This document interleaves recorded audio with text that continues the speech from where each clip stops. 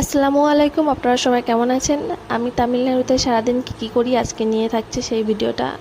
পাপার অনেক শরীর খারাপ ছিল, ওকে বলেছিলাম স্কুলে যেতে হবে না, থাক। ওর পাপা বারণ করেছিল কিন্তু না, বললো আমাকে স্কুলে যেতে হবে না তো টিচার বকবে।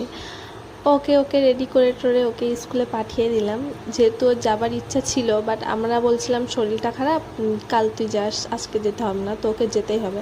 তোকে স্কুলে পাঠিয়ে আমরা এখানে রান্না করে নিলাম হচ্ছে পটল আলু গোশ, সাথে ছিল ডাল ভাত। আর পটল আলুর গোশ রান্না করেছি এই কারণ এটা খেতে অনেক ভালো লাগে। আর সাথে কিন্তু আমি টেস্ট করার জন্য তুলেও নিয়েছি পটল আর গোশ। ওটা খাওয়ার পরে আমরা আবার রেডি হয়ে গেলাম, কারণ ছোটো পাপাকে নিয়ে আবার যেতে হবে স্কুলে, পালবাড়ি স্কুলে, মানে খিচুড়ি স্কুল যেটাকে বলে, ওখানে নিয়ে যায়। ওখানে অনেক বাচ্চা কাচ্চারা খেলাধুলো করে, যেহেতু টিচার ওনাকে খেলা, পড়াশোনা অনেক কিছুই শেখায়।